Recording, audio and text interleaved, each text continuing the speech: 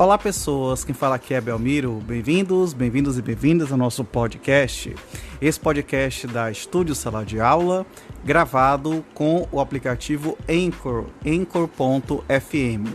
Então recomendo, se vocês quiserem acompanhar melhor nos podcasts, também produzir o seu próprio podcast, grave com o Anchor, em que você não tem que pagar nada e também não tem limite de armazenamento. Então, sem mais delongas, vamos então para o nosso episódio.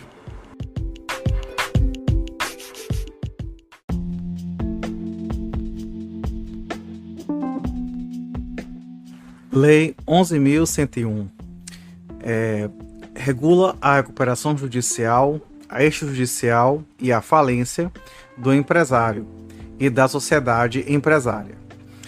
O Presidente da República faz saber que o Congresso Nacional decreta e eu sanciono a seguinte lei. Capítulo 1, Disposições Preliminares. Capítulo 1, Disposições Preliminares, artigo 1º. Esta lei disciplina a recuperação judicial, a recuperação extrajudicial e a falência do empresário e da sociedade empresária, doravante referido simplesmente como devedor.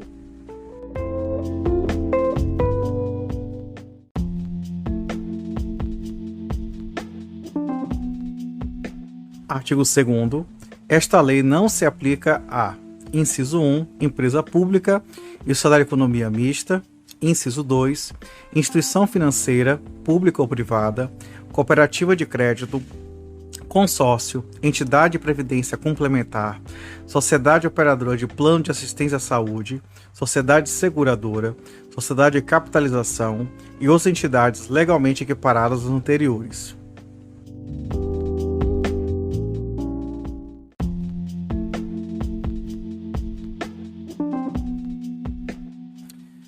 Artigo 3º. É competente para homologar o plano de recuperação extrajudicial, deferir recuperação judicial ou decretar a falência o juiz do local do principal estabelecimento devedor ou da filial de empresa que tenha sede fora do Brasil.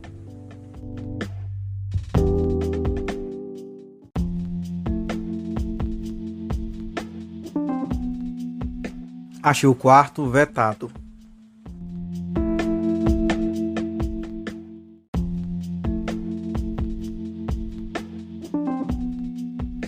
Capítulo 2. Disposições comuns à recuperação judicial e à falência. Seção 1. Disposições gerais. Artigo 5º. Não são exigíveis do devedor na recuperação judicial ou na falência. Inciso 1. As obrigações a título gratuito. Inciso 2. As despesas que os credores fizerem para tomar parte na recuperação judicial ou na falência, salvo as custas judiciais decorrentes de litígio com o devedor.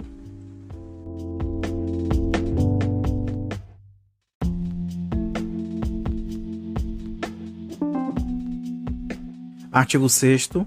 A decretação da falência ou deferimento do processamento da recuperação judicial implica: inciso 1, suspensão do curso da prescrição das obrigações do devedor sujeitas ao regime desta lei. Inciso 2, suspensão das execuções ajuizadas com o devedor, inclusive daquelas dos credores particulares do sócio solidário, relativas a créditos ou obrigações sujeitos à recuperação judicial ou à falência. Inciso 3. Proibição de qualquer forma de retenção, arresto, penhora, sequestro, busca e apreensão e constrição judicial ou extrajudicial sobre os bens do devedor, oriunda de demandas judiciais ou extrajudiciais, cujos créditos ou obrigações sujeitem-se à recuperação judicial ou à falência. Parágrafo 1º. Terá prosseguimento no juízo no qual estiver se processando a ação que demandar a quantia ilíquida. Parágrafo 2º. É permitido pleitear perante o administrador judicial a habilitação, exclusão ou modificação de créditos derivados da relação de trabalho, mas as ações de natureza trabalhista, inclusive as impugnações inclusive as impugnações que se refere ao artigo 8º desta lei, serão processadas pela Justiça Especializada até a apuração do respectivo crédito, que será inscrito no quadro geral de credores pelo valor determinado na sentença. Parágrafo 3º. O juiz competente para as ações referidas nos parágrafos 1º e 2º deste artigo poderá determinar reserva da importância que estiver devida na recuperação judicial ou na falência e, uma vez reconhecido líquido o direito, terá o crédito incluído na classe própria. Parágrafo 4º. Na recuperação judicial, as suspensões e a proibição de que tratam os incisos 1, 2 e 3 do caput deste artigo perdurarão pelo prazo de 180 dias, contados do deferimento do processamento da recuperação, prorrogável por igual período, uma vez, em caráter excepcional, desde que o devedor não haja concorrido com a superação do lapso temporal. Parágrafo 4º-A. O decurso do prazo, previsto no parágrafo 4º deste artigo, sem a deliberação a respeito do plano de recuperação judicial proposto pelo devedor, faculta aos credores a propositura de plano alternativo na forma dos parágrafos 4º, 5º, 6º e 7º do artigo 56 desta lei, observado o seguinte: inciso 1. As suspensões e a proibição de que traz os incisos 1, 2 e 3 do caput deste artigo não serão aplicáveis caso os credores não apresentem plano alternativo no prazo de 30 dias, contado do final do prazo referido no parágrafo 4º deste artigo, ou no parágrafo 4º do artigo 56 desta lei. Inciso 2. As suspensões e a proibição de que tratam os incisos 1, 2 e 3 do caput deste artigo perdurarão por 180 dias contados do final do prazo referido no parágrafo 4º deste artigo ou da realização da Assembleia Geral de Credores referido no parágrafo 4º do artigo 56 desta lei, caso os credores apresentem plano alternativo no prazo referido no inciso 1 deste parágrafo ou no prazo referido no parágrafo 4º do artigo 56 desta lei. Parágrafo 5º. O disposto no parágrafo 2º deste artigo aplica-se à recuperação judicial durante o período de suspensão de que trata o parágrafo 4º deste artigo. Parágrafo 6º. Independentemente da verificação periódica perante os cartórios de distribuição, as ações que venham a ser propostas com o devedor deverão ser comunicadas ao juízo da falência ou da recuperação judicial. Inciso 1. Pelo juiz competente, quando do recebimento da petição inicial. Inciso 2. Pelo devedor, imediatamente após a citação. Parágrafo 7º foi revogado pela Lei 14.112 de 2020. Parágrafo 7º-A. O disposto nos incisos 1, 2 e 3 do caput deste artigo não se aplica aos créditos referidos nos parágrafos 3º e 4º do artigo 49 desta lei, admitida, todavia, a competência do juiz da recuperação judicial para determinar a suspensão dos atos de constrição que recaiam sobre bens de capital essenciais à manutenção da atividade empresarial durante o prazo de suspensão que se refere ao parágrafo 4º deste artigo, a qual será implementada mediante a cooperação jurisdicional na forma do artigo 69 do Código de Processo Civil, observado o disposto no artigo 805 do referido Código. Parágrafo 7º-B. O disposto nos incisos 1, 2 e 3 do caput deste artigo não se aplica às execuções fiscais, admitida, todavia, a competência do juízo da recuperação judicial para determinar a substituição dos atos de constrição que recaem sobre bens de capital essenciais à manutenção da atividade empresarial até o encerramento da recuperação judicial, a qual será implementada mediante cooperação jurisdicional na forma do artigo 69 do Código de Processo Civil, observado o disposto no artigo 805 do referido do Código. Parágrafo 8º. A distribuição do pedido de falência ou de recuperação judicial ou a homologação de recuperação extrajudicial previne a jurisdição para qualquer outro pedido de falência, de recuperação judicial ou de homologação de recuperação extrajudicial relativa ao mesmo devedor. Parágrafo 9º. O processamento da recuperação judicial ou decretação da falência não autoriza o administrador judicial a recusar a eficácia da convenção de arbitragem, não impedindo ou suspendendo a instauração de procedimento arbitral. Parágrafo 10º vetado. Parágrafo 11. O disposto no parágrafo 7º-B deste artigo aplica-se no que couber às execuções fiscais e às execuções de ofício que se enquadrem, respectivamente, nos incisos 7 e 8 do caput do artigo 114 da Constituição Federal, vedados a expedição de certidão de crédito e o arquivamento das execuções para efeito de habilitação da recuperação judicial ou na falência. Parágrafo 12. Observado o disposto no artigo 300 do Código de Processo Civil, o juiz poderá antecipar total ou parcialmente os efeitos do deferimento do processamento da recuperação judicial. Parágrafo 13.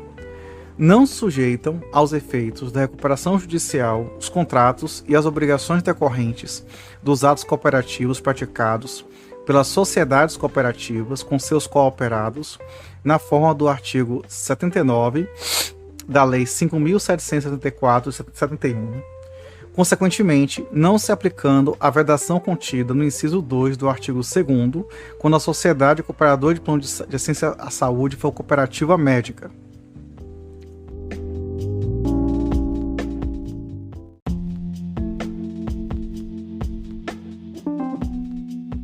Artigo 6º-A.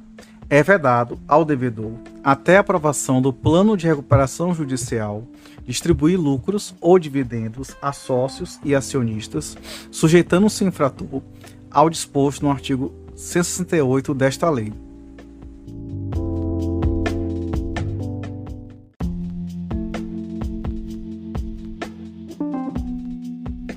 Artigo 6º-B.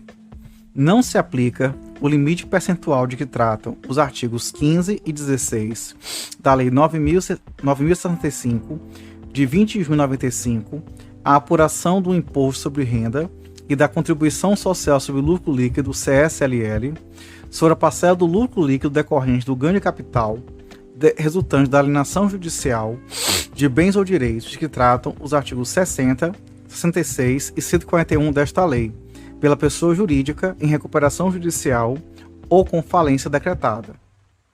Parágrafo único.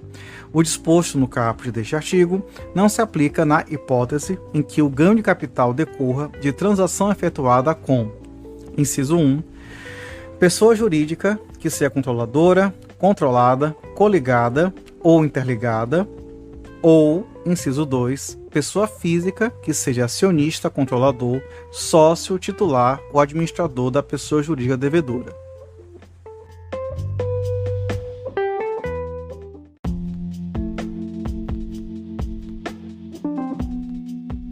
Seção 2. Da verificação e da habilitação de créditos. Artigo 7º. A verificação dos créditos será realizada pelo administrador judicial com base nos livros contábeis e documentos comerciais e fiscais do devedor e nos documentos que lhe forem apresentados pelos credores, podendo contar com auxílio de profissionais ou empresas especializadas. Parágrafo 1º. Publicado o edital previsto no artigo 52, parágrafo 1º, ou no parágrafo único do artigo 99 desta lei, os credores terão um prazo de 15 dias para apresentar ao administrador judicial suas habilitações ou suas divergências quanto aos créditos relacionados. Parágrafo 2º. O administrador judicial, com base nas informações e documentos colhidos na forma do caput e do parágrafo 1º deste artigo, fará publicar edital contendo a relação de credores no prazo de 45 dias, contado o fim do prazo do parágrafo 1º deste artigo, devem indicar o local, o horário e o prazo comum em que as pessoas indicadas no artigo 8º desta lei terão acesso aos documentos que fundamentam a elaboração desta relação.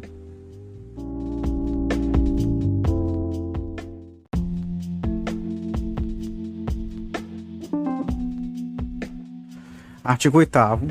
No prazo de 10 dias, contado da publicação da relação referida no artigo 7º, parágrafo 2º desta lei, o comitê, qualquer credor ou devedor, o devedor ou seus sócios, ou o Ministério Público, pode apresentar ao juiz impugnação contra a relação de credores, apontando a ausência de qualquer crédito ou manifestando-se contra a legitimidade, importância ou classificação de créditos relacionado.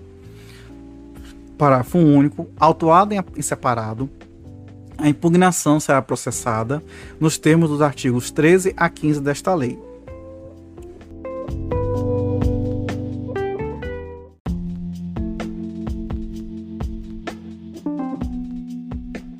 Artigo 9º. A habilitação de crédito realizada pelo credor nos termos do artigo 7º, parágrafo 1º desta lei, deverá conter: inciso 1, o nome, o endereço do credor e o endereço em que receberá comunicação de qualquer ato do processo. Inciso 2, o valor do crédito, atualizado até a data da decretação da falência ou do pedido de recuperação judicial, sua origem e classificação.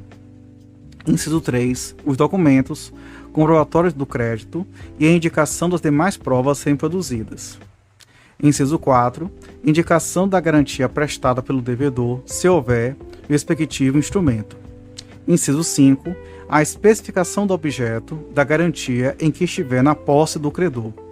Parágrafo único. Os títulos e documentos que legitimam os créditos deverão ser exibidos no original ou por cópias autenticadas se estiverem juntados em outro processo.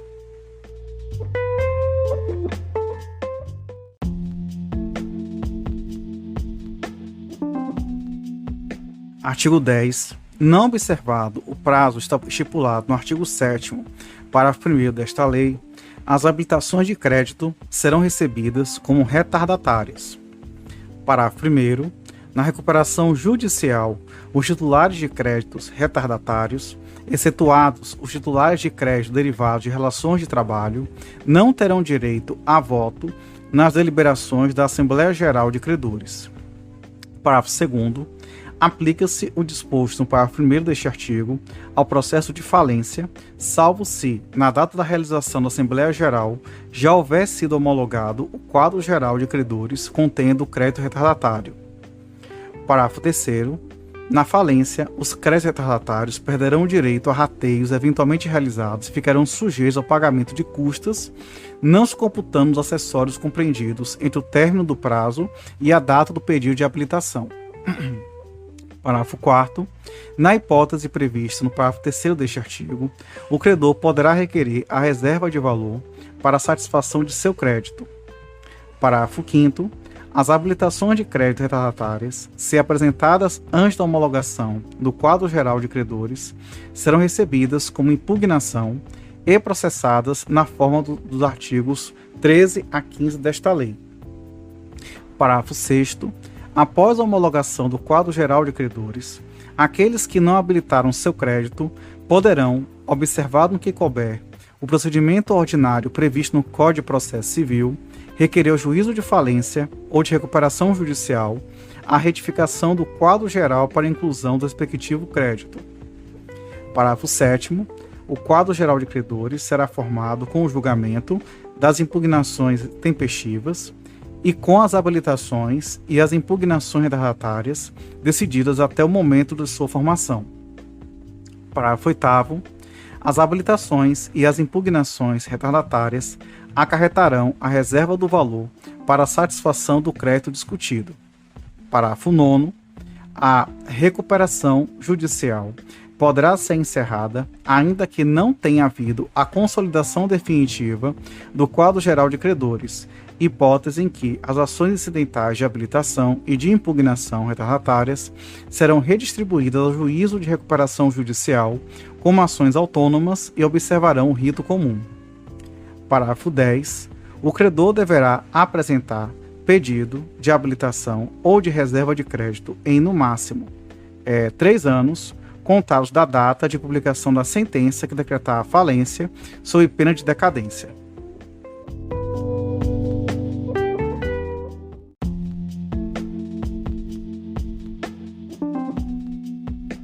Artigo 11.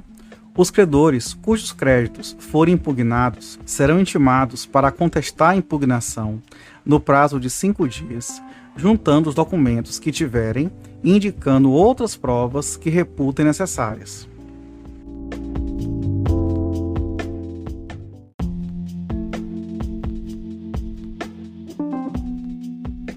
Artigo 12. Transcorrido o prazo do artigo 11 desta lei, o devedor e o comitê, se houver, serão intimados pelo juiz para se manifestar sobre ela no prazo comum de 5 dias.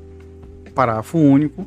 Fim do prazo a que se refere o caput deste artigo, o administrador judicial será intimado pelo juiz para emitir parecer no prazo de 5 dias, devendo juntar à sua manifestação o laudo elaborado pelo profissional ou empresa especializada, se for o caso, e todas as informações existentes nos livros fiscais e demais documentos do devedor acerca do crédito, constante ou não da relação de credores objeto da impugnação.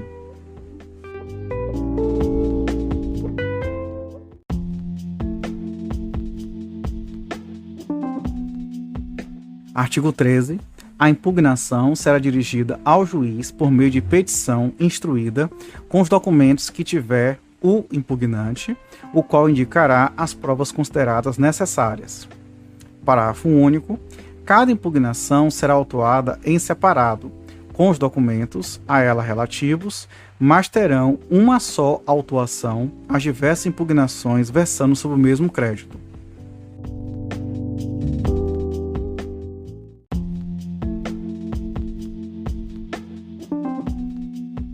Artigo 14. Caso não haja impugnações, o juiz homologará como quadro geral de credores a relação dos credores de que trata o parágrafo 2º do artigo 7º, ressalvado o disposto no artigo 7º-A desta lei.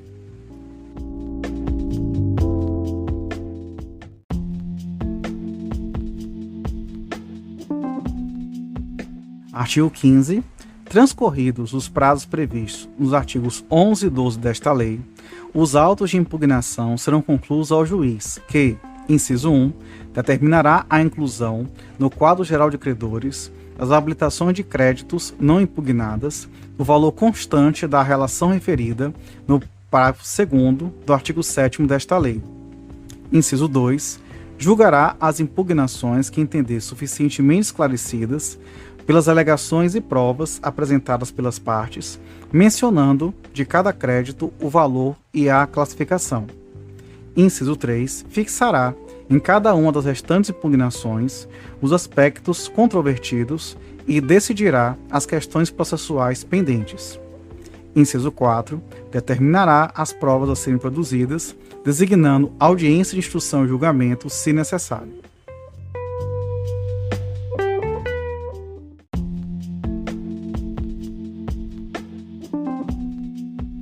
Artigo 16.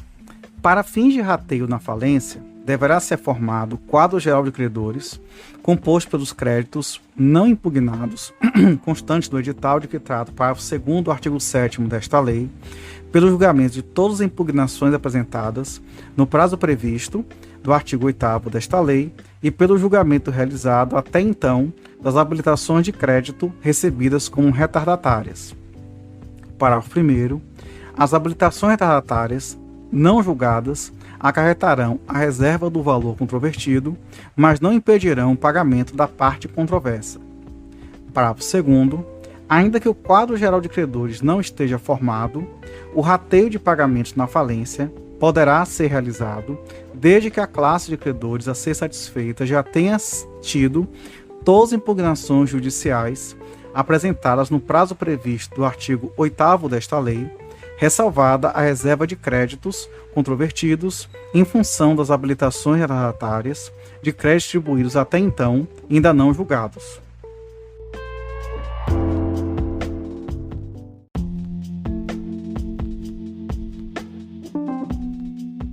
Artigo 17. A decisão judicial sobre impugnação caberá agravo. Parágrafo único. Recebido o agravo, o relator poderá conceder efeito suspensivo à decisão que reconhece o crédito ou determinar a inscrição ou modificação do seu valor ou a classificação do quadro geral de credores para fins de exercício de direito de voto em Assembleia Geral.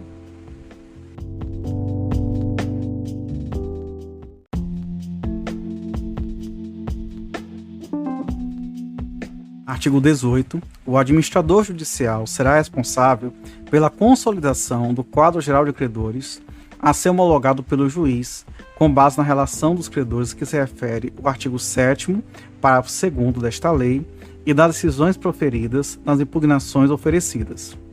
Parágrafo único. O quadro geral, assinado pelo juiz e pelo administrador judicial, mencionará a importância e a classificação de cada crédito na data do requerimento, da recuperação judicial ou da declaração da falência, será juntado aos autos e publicado no órgão oficial no prazo de 5 dias, contado da data da sentença que houver julgado as impugnações.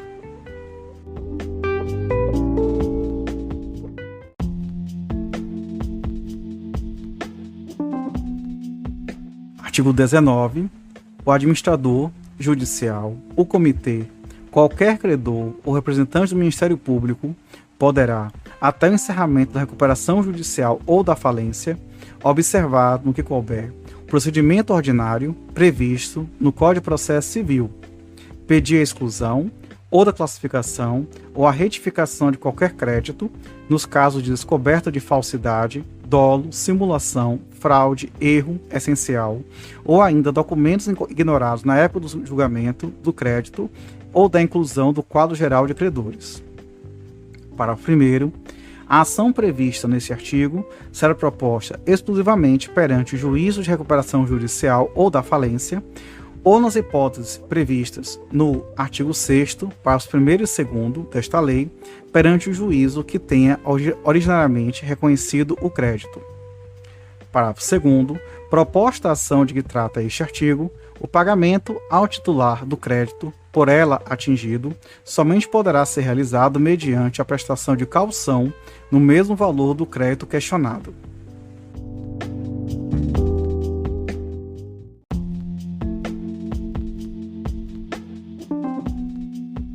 Artigo 20.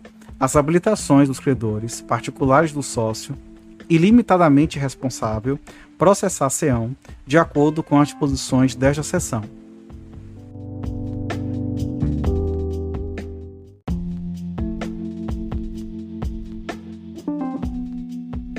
Seção 2A, incluída pela Lei 14.112 de 2020. Das conciliações das mediações antecedentes ou incidentais aos processos de recuperação judicial. Artigo 20A. A conciliação e a mediação deverão ser incentivadas em qualquer grau de jurisdição, inclusive no âmbito de recursos em segundo grau de jurisdição e nos tribunais superiores, e não implicarão a suspensão dos prazos previstos nesta lei, salvo se houver consenso entre as partes em sentido contrário ou determinação judicial.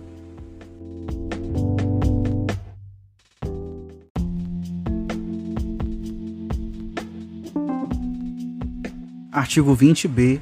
Serão admitidas conciliações e mediações antecedentes ou incidentais aos processos de recuperação judicial, notadamente, inciso 1, nas fases pré-processual e processual de disputas entre sócios e acionistas, sociedade em dificuldade ou recuperação judicial, bem como dos litígios que envolverem credores não sujeitos à recuperação judicial, nos termos dos parágrafos 3º e 4º do artigo 49 desta lei, ou credores extraconcursais.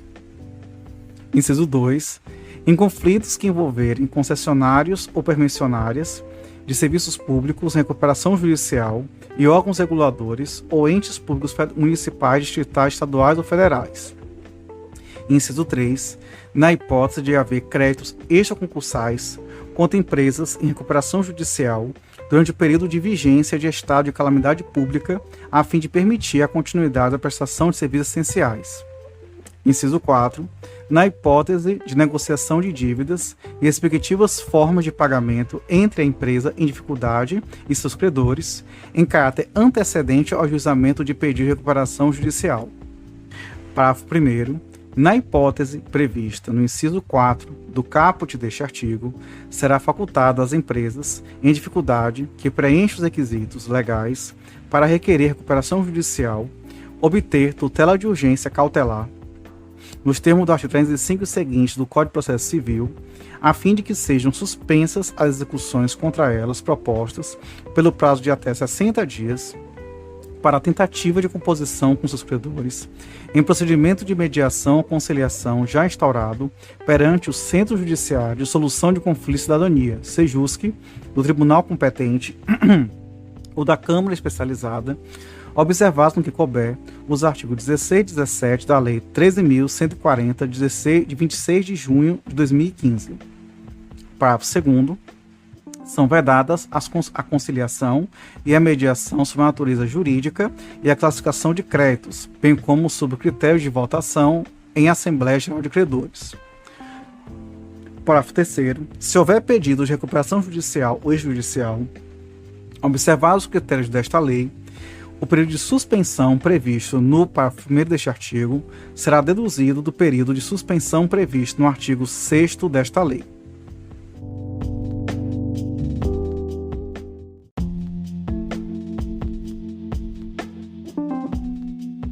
Artigo 20-C.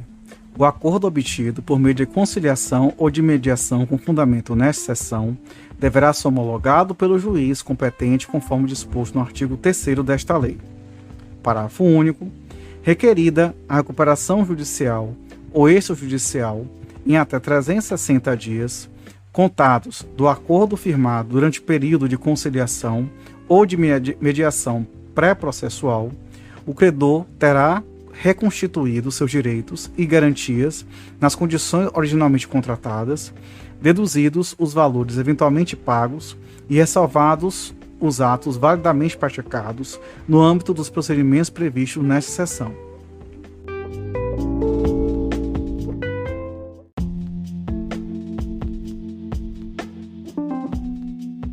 Artigo 20-D.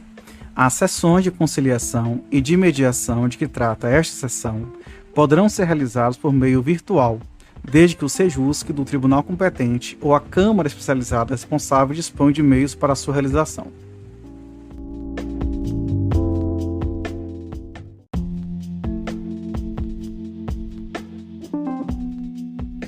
Seção 3. Do administrador judicial e do comitê de credores. Artigo 21. O administrador judicial será profissional idôneo, preferencialmente advogado, economista, administrador de empresas ou contador, ou pessoa jurídica especializada. Parágrafo único. Se o administrador judicial nomeado for pessoa jurídica, declarar-se-á, nos termos de que trata o artigo 33 desta lei, o nome do profissional responsável pela condução do processo de falência ou de recuperação judicial, que não poderá ser substituído sem autorização do juiz.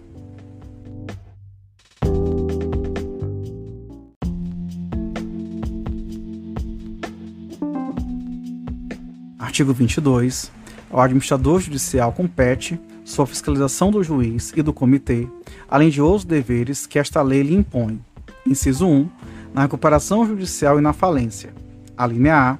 Enviar correspondência aos credores constantes na relação de que trata o inciso 3 do caput do artigo 51, o inciso 3 do caput do artigo 99 ou o inciso 2 do caput do artigo 105 desta lei, comunicando a data do pedido de recuperação judicial, da declaração da falência, a natureza, o valor e a classificação dada ao crédito. A linha B. Fornecer com presteza todas as informações pedidas aos credores interessados. A linha C. Dar extratos dos livros do devedor que merecerão fé de ofício, a fim de servirem de fundamento nas habilitações e impugnações de créditos. A linha D. Exigir dos credores, do devedor e dos administradores quaisquer informações. A linha E. Elaborar a relação de credores de que trata o parágrafo 2º do artigo 7º desta lei. A linha F. Consolidar o quadro geral de credores nos termos do artigo 18 desta lei. A linha G. Requerer ao juiz convocação da Assembleia Geral de Credores nos casos previstos nesta lei ou quando entender necessária sua ouvida ou oitiva para tomar a decisão. A linha H. Contratar, mediante autorização judicial, profissionais ou empresas especializadas para, quando necessário, auxiliá-lo no exercício de suas funções. A linha I. Manifestar sobre os casos previstos em lei. A linha J. Estimular, sempre que possível, a conciliação, a mediação e outros métodos alternativos de solução de conflitos relacionados à recuperação judicial e à falência, respeitar os direitos de terceiros na forma do artigo 3º, parágrafo 3º do artigo 3º também da Lei 13.105 de 16 de março de 2015 para o processo civil. A linha K, manter endereço eletrônico na internet com informações atualizadas sobre os processos de falência e de recuperação judicial, com a opção de consulta às peças principais do processo, salvo decisão judicial em sentido contrário. A linha L, mantém endereço eletrônico específico para o recebimento de pedidos de habilitação ou apresentação de divergências, ambos em âmbito administrativo, com modelos que poderão ser utilizados pelos credores, salvo decisão judicial em sentido contrário. A linha M, providenciar, no prazo máximo de 15 dias, as respostas aos ofícios e às solicitações enviadas por outros juízos e órgãos públicos, sem necessidade de prévia deliberação do juízo. Inciso 2. Na recuperação judicial, a linha A, fiscalizar as atividades do devedor e o cumprimento do plano de recuperação judicial. A linha B, requerer a falência no caso de descumprimento de obrigação assumida no plano de recuperação. A linha C, apresentar ao juiz, para juntada aos autos, relatório mensal das atividades do devedor, fiscalizando a veracidade e a conformidade das informações prestadas pelo devedor. A linha D, apresentar o relatório sobre a execução do plano de recuperação de que traz o inciso 3 do caput do artigo 63 desta lei. A linha E, fiscalizar o decurso das tratativas e a regularidade das negociações de devedores e credores. A linha F, assegurar que o devedor e credores não adotem expedientes dilatórios, inúteis ou, em geral, prejudiciais ao regular andamento das negociações. A linha G, assegurar que as negociações realizadas entre devedor e credores sejam regidas pelos termos convencionados entre os interessados ou, na falta de acordo, pelas regras propostas pelo administrador judicial e homologadas pelo juiz, observado o princípio da boa-fé para a solução construtiva de consensos que acarretem maior efetividade econômico-financeira e o proveito social para agentes econômicos envolvidos. A linha H, apresentar, para juntada aos autos e publicar no endereço eletrônico específico relatório mensal da atividade do devedor e relatórios sobre o plano de recuperação judicial no prazo de até 15 dias, contados da apresentação do plano, fiscalizando a veracidade e a conformidade das informações prestadas pelo devedor, além de informar a eventual ocorrência das condutas previstas no artigo 64 desta lei.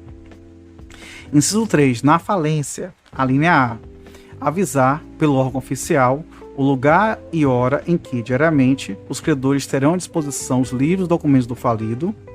A linha B, examinar a escrituração do devedor. A linha C, relacionar os processos e assumir a representação judicial e extrajudicial, incluídos os processos arbitrais da massa falida.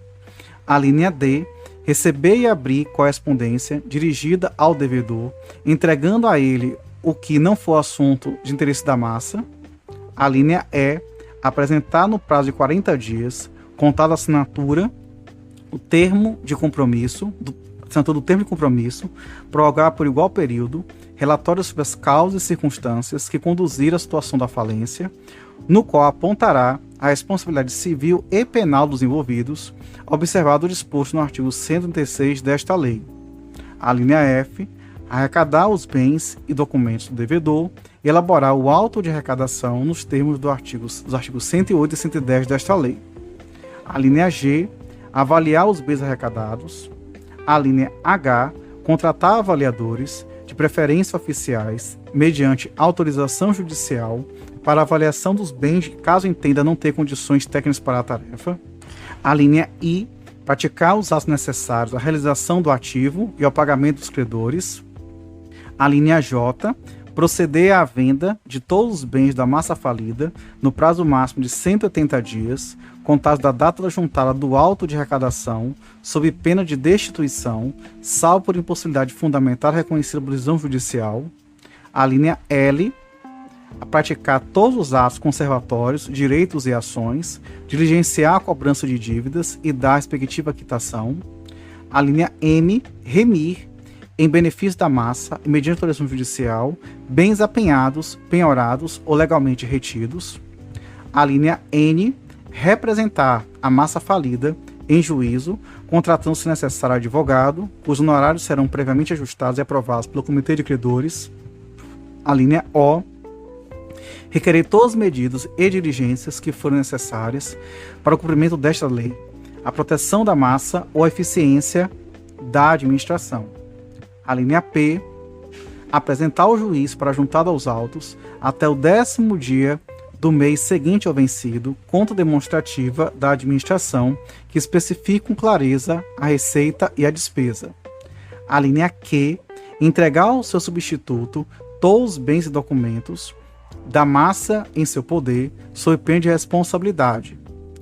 A linha R, prestar contas ao final do processo, quando for substituído, destituído ou renunciar ao cargo. A linha S, arrecadar os valores dos depósitos realizados em processos administrativos ou judiciais, nos quais o falido figure como parte, oriundos de penhoras, de bloqueios, de apreensões, de leilões, de alienação judicial e de outras hipóteses de constituição judicial. Parágrafo 1º.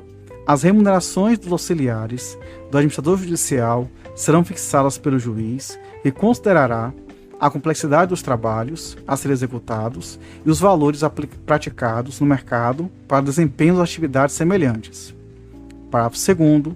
Na hipótese da linha D do inciso 1 do caput deste artigo, se houver recusa, o juiz, a requerimento do administrador judicial, intimará aquelas pessoas para que compareçam à sede do juízo, sob pena de desobediência, oportunidade em que as interrogará a presença do administrador judicial, tomando seus depoimentos por escrito. Parágrafo 3º.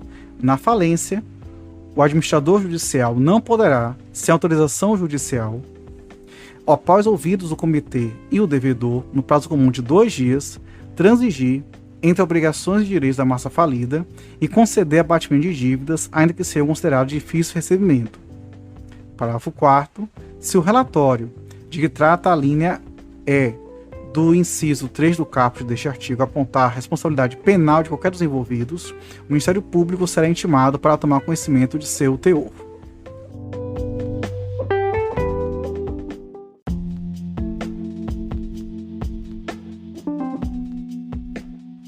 Artigo 23. O administrador judicial que não apresentar no prazo estabelecido as contas, suas contas ou qualquer dos relatórios previstos nesta lei, será intimado pessoalmente a fazê-lo no prazo de 5 dias, sob pena de desobediência. Parágrafo único. Decorrido o prazo do caput deste artigo, o juiz destituirá o administrador judicial e nomeará substituto para elaborar relatórios, organizar as contas, explicitando a responsabilidade de seu antecessor.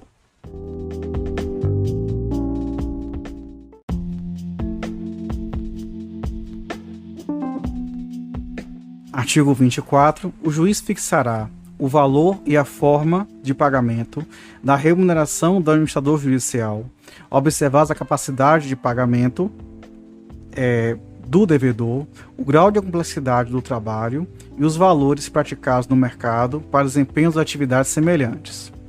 Parágrafo 1º. Em qualquer hipótese, o valor total pago ao administrador judicial não excederá 5% do valor devido aos credores submetidos à recuperação judicial ou do valor de venda dos bens na falência. Parágrafo 2º.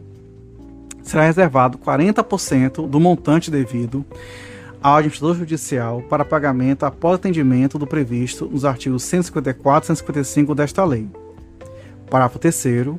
O administrador judicial substituído será remunerado proporcionalmente ao trabalho realizado, salvo se renunciar sem relevante razão ou for destituído de suas funções por desídia, culpa, dolo ou descumprimento das obrigações fixadas nesta lei, hipótese em que não terá direito à remuneração. Parágrafo 4º. Também não terá direito à remuneração o administrador que tiver suas contas desaprovadas. Parágrafo 5º. A remuneração do administrador judicial fica reduzida ao limite de 2% no caso de microempresas e de empresas de pequeno porte, bem como na hipótese que trata o artigo 70A desta lei.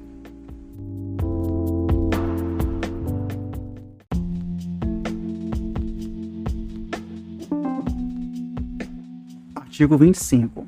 Caberá ao devedor ou à massa falida arcar com as despesas relativas à remuneração do administrador judicial e das pessoas eventualmente contratadas para auxiliá-lo.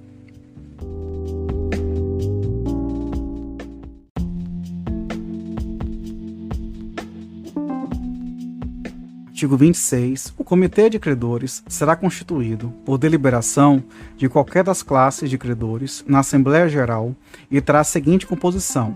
Inciso 1. Um representante indicado pela classe de credores trabalhistas, com 2 suplentes. Inciso 2. Um representante indicado pela classe de credores com direitos reais de garantia ou privilégios especiais, com 2 suplentes. Inciso 3. Um representante indicado pela classe de credores quirografários e com privilégios gerais, com 2 suplentes. Inciso 4. Um representante indicado pela classe de credores representante de microempresas e empresas de pequeno porte, com 2 suplentes. Parágrafo 1º.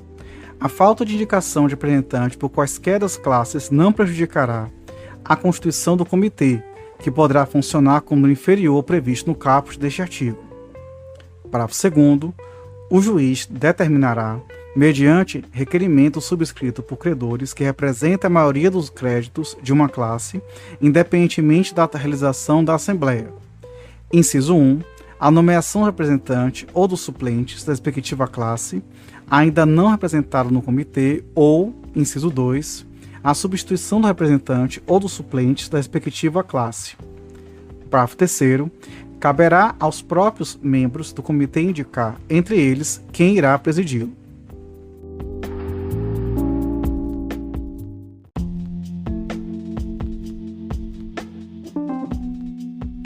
Artigo 27. O Comitê de Credores terá as seguintes atribuições, além das de outras previstas nesta lei. Inciso 1.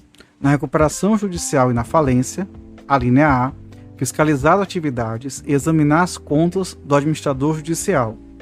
A linha B, zelar pelo bom andamento do processo e pelo cumprimento da lei. A linha C, comunicar ao juiz, caso detecte violação dos direitos ou prejuízo aos interesses dos credores. A linha D, apurar e emitir parecer sobre quaisquer reclamações dos interessados. A linha E, requerer ao juiz a convocação de Assembleia Geral de Credores. A linha F, manifestar-se nas hipóteses previstas nesta lei. Inciso 2. Na recuperação judicial, a linha A, fiscalizar a administração das atividades do devedor, apresentando a cada 30 dias relatório de sua situação. A linha B, fiscalizar a execução do plano de recuperação judicial. A linha C, submeter a autorização do juiz, quando ocorreu o afastamento do devedor, nas hipóteses previstas nesta lei, a alienação de bens do ativo permanente, a constituição de ônus reais e outras garantias, bem como atos de endividamento necessários, a continuação da atividade empresarial durante o período em que antecede a aprovação do plano de recuperação judicial. Parágrafo 1º. As decisões do comitê, tomada por maioria, serão consignadas em livro de atas, publicado pelo juízo, que ficará à disposição do administrador judicial, dos credores e do devedor. Parágrafo 2º.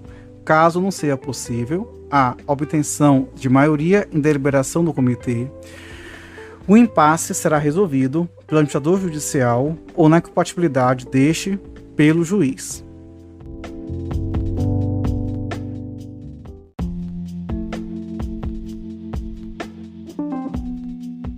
Artigo 28.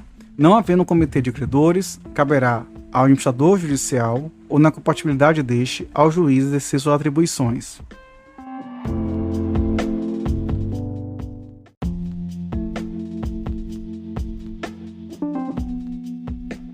Artigo 29.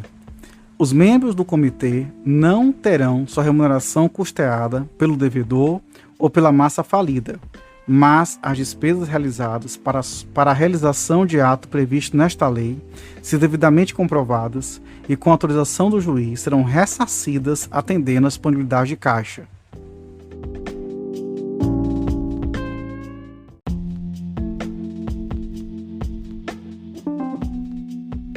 Artigo 30.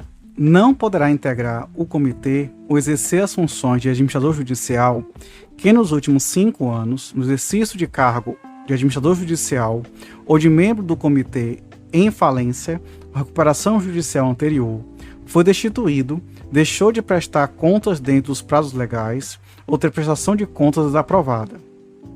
Parágrafo 1º. Ficará também impedido de integrar o comitê ou exercer a função de administrador judicial quem tiver relação de parentesco ou afinidade até o 3º grau com o devedor, os administradores, controladores ou representantes legais ou deles for amigo, inimigo ou dependente. Parágrafo 2º. O devedor, qualquer credor ou Ministério Público poderá requerer ao juiz a substituição do administrador judicial ou dos membros do comitê nomeados em desobediência aos preceitos desta lei. Parágrafo 3º. O juiz decidirá, no prazo de 24 horas, sobre o requerimento do parágrafo 2º deste artigo.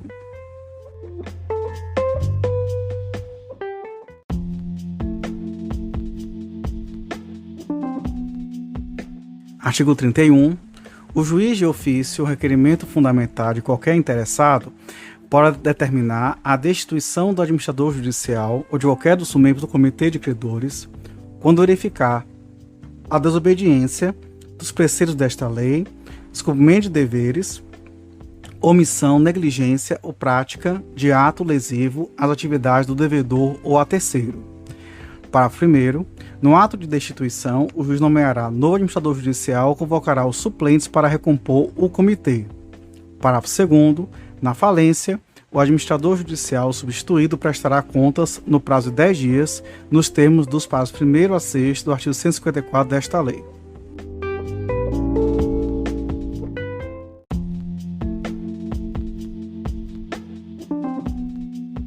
Artigo 32. O administrador judicial e os membros do comitê responderão pelos prejuízos causados à massa falida, ao devedor ou aos credores por dolo ou culpa, devendo o dissidente, em deliberação do comitê, consignar sua discordância em ata para eximir-se da responsabilidade.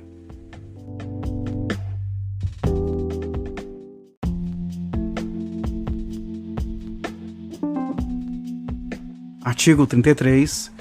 O administrador judicial e os membros do comitê de credores, logo que nomeados, serão intimados pessoalmente para, em 48 horas, assinar, na sede do juízo, o termo de compromisso de bem e fielmente desempenhar o cargo e assumir todas as responsabilidades a ele inerentes.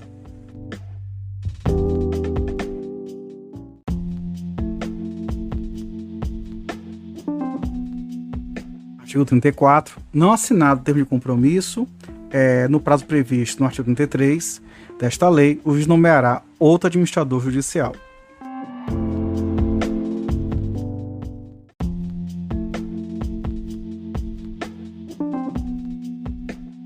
Assembleia Geral de Credores. Artigo 35. A Assembleia Geral de Credores terá por atribuições deliberar sobre: inciso 1. Na recuperação judicial, a linha A, aprovação, rejeição ou modificação do plano de recuperação judicial apresentado pelo devedor. A linha B, a constituição do comitê de credores, a escolha dos seus membros e sua substituição. A linha C, vetado. A linha D, o pedido de existência do devedor, nos termos do parágrafo 4º do artigo 52 desta lei. A linha E, o nome do gestor judicial, quando do afastamento do devedor. A linha F, qualquer outra matéria que possa afetar os interesses dos credores. A linha G, alienação de bens ou direitos do ativo não circulante do devedor, não prevista no plano de recuperação judicial. Inciso 2, na falência, a linha A, vetado. A linha B, a constituição do comitê de credores, a escolha de seus membros e sua substituição. A linha C, a adoção de outras modalidades de realização do ativo na forma do artigo 155 desta lei. A linha D, qualquer outra matéria que possa afetar os interesses dos credores.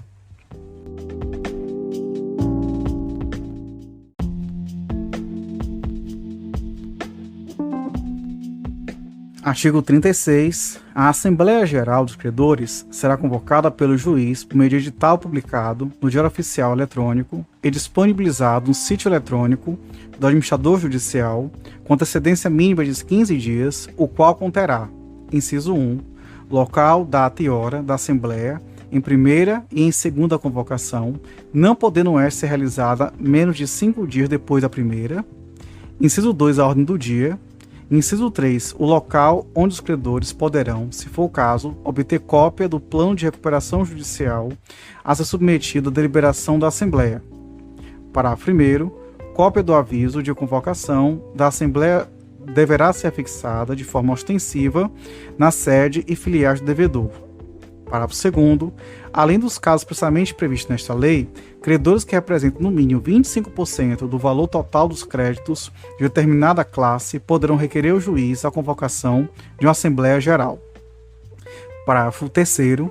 As despesas com a convocação e a realização da Assembleia Geral correm por conta do devedor ou da massa falida, salvo se convocada em virtude de requerimento do Comitê de Credores ou na hipótese do parágrafo 2º deste artigo.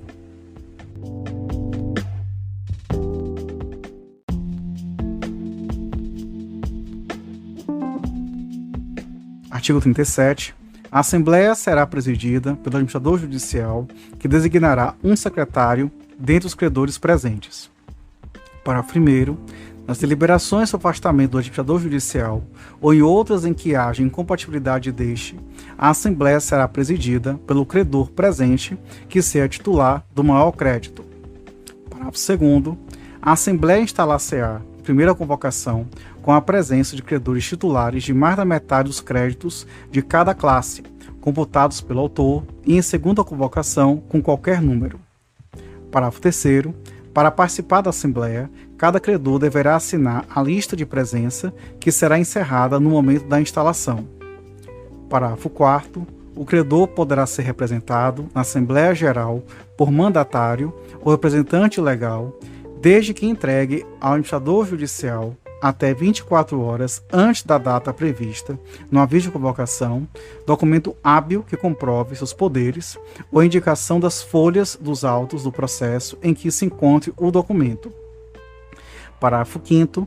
Os sindicatos de trabalhadores poderão representar seus associados titulares de créditos derivados da legislação do trabalho ou decorrentes de acidente de trabalho que não comparecerem pessoalmente ou por procurador à Assembleia.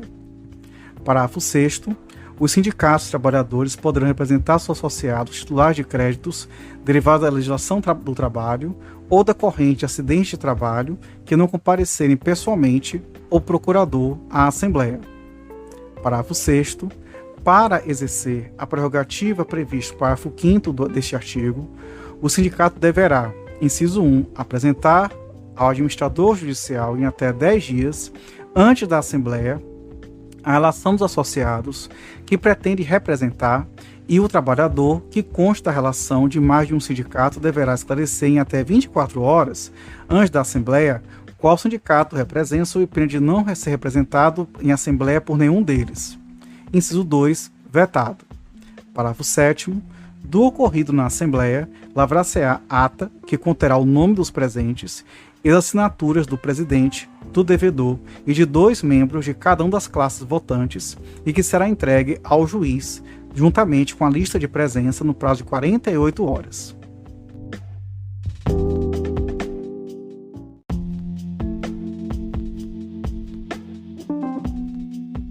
Artigo 38. O voto do credor será proporcional ao valor de seu crédito, ressalvado nas deliberações sobre o plano de recuperação judicial o disposto no parágrafo 2º do artigo 45 desta lei. Parágrafo único. Na recuperação judicial para fim exclusivo de votação em Assembleia Geral, o crédito em moeda estrangeira será convertido em moeda nacional pelo câmbio da véspera da data de realização da Assembleia.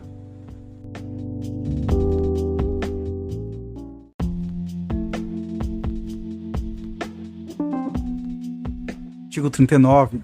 terão direito a voto na Assembleia Geral as pessoas arroladas no quadro geral de credores ou, na sua falta, na relação de credores apresentada pelo administrador judicial na forma do artigo 7º, parágrafo 2º desta lei, ou ainda, na falta desta, na relação apresentada pelo próprio devedor, nos termos do artigo 51, incisos 3 e 4 do caput, artigo 99, inciso 3 do caput, ou 105, inciso 2 do caput desta lei, acrescidas, em qualquer caso, das que estejam habilitadas na data da realização da Assembleia ou que tenham crédito admitidos ou alterados por decisão judicial, inclusive as que tenham obtido reservas de importâncias, observado o disposto no parágrafo 1º e 2º do artigo 10 dessa lei.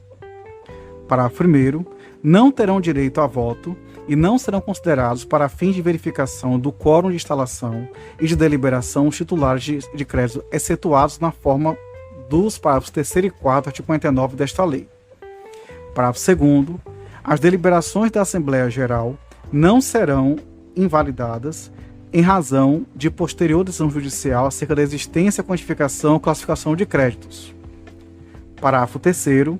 No caso de posterior invalidação da deliberação da Assembleia, ficam resguardados os direitos de terceiros de boa-fé, respondendo os credores que aprovarem a deliberação pelos prejuízos comprovados causados por dolo ou culpa. Parágrafo 4º.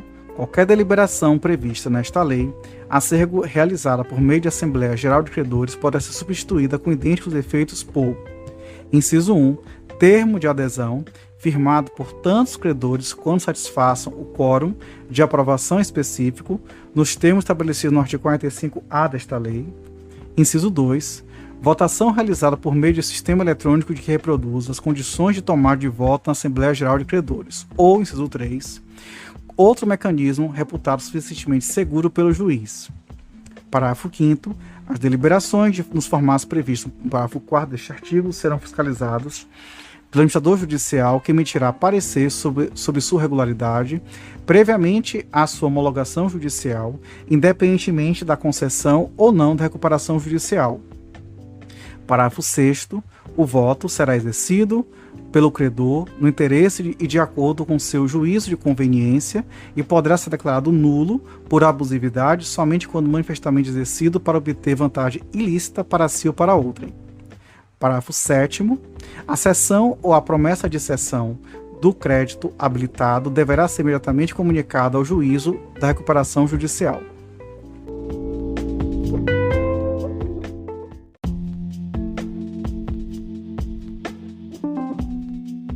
Artigo 40. Não será deferido provimento liminar de caráter cautelar ou antecipatório os efeitos da tutela para suspensão ou adiamento da Assembleia Geral de Credores em razão de pendência na discussão acerca da existência da quantificação ou classificação de créditos.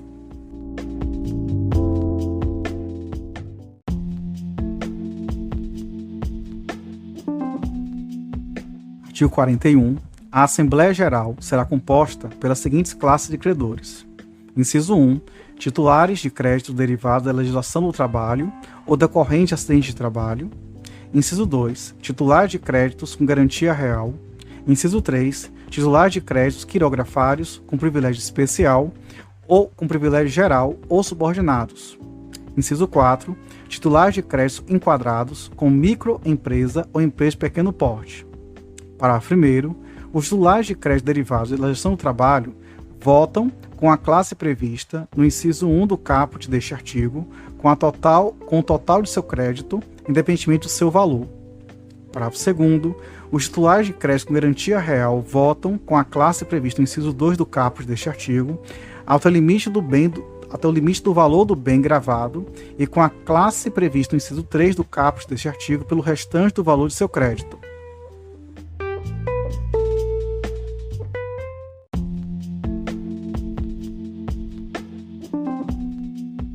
Artigo 42.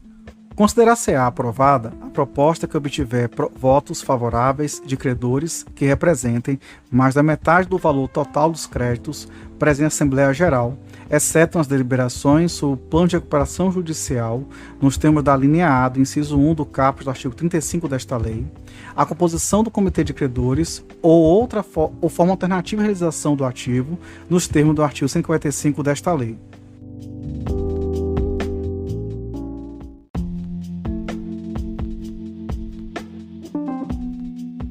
Artigo 43. Os sócios do devedor, bem como as sociedades coligadas, controladas ou as que tenham sócio acionista com participação superior a 10% do capital social do devedor, ou em que o devedor ou algum de seus sócios detenham participação superior a 10% do capital social, poderão participar da Assembleia Geral de Credores sem ter direito a voto e não serão considerados para fins de verificação do quórum de instalação e de deliberação. Parágrafo único. O disposto neste artigo também se aplica ao cônjuge ou parente, consanguíneo ou afim, colateral até o segundo grau, ascendente ou descendente do devedor, de administrador, do sócio controlador, de membros dos conselhos consultivo, fiscal ou semelhantes, da sociedade devedora e a sociedade em que quaisquer das pessoas exerçam suas funções.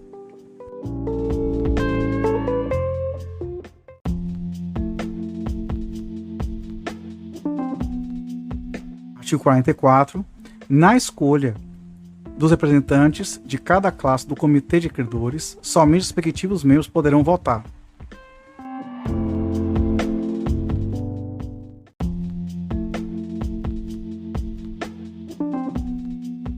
Artigo 45. Nas deliberações sobre o plano de recuperação judicial, todas as classes de credores referidas no artigo 41 desta lei deverão aprovar a proposta.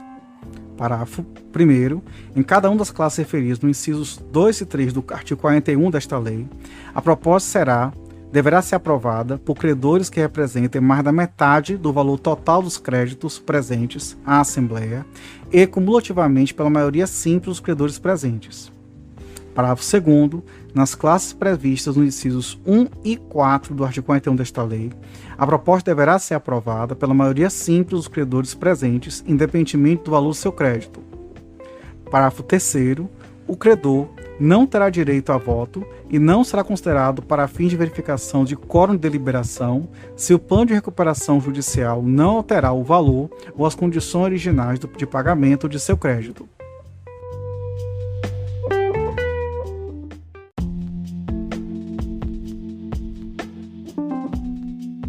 Artigo 45-A. As deliberações da Assembleia Geral de Credores previstas nesta lei podem ser substituídas pela comprovação de adesão de credores que representem mais da metade do valor dos créditos sujeitos à recuperação judicial, observadas as exceções previstas nesta lei. Parágrafo 1º.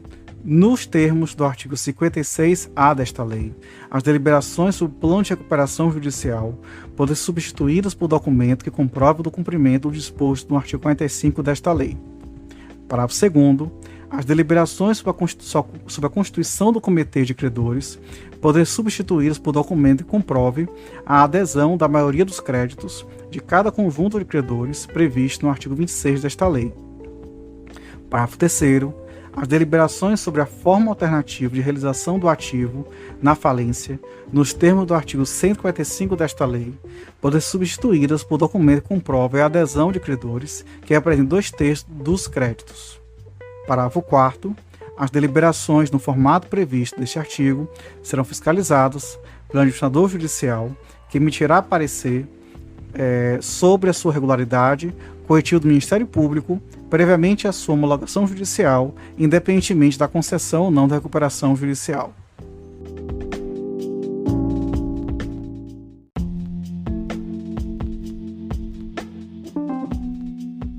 Artigo 46. A aprovação de forma alternativa de realização do ativo na falência, previsto no artigo 145 desta lei, dependerá do voto favorável de credores que representem 2/3 dos créditos presentes à Assembleia.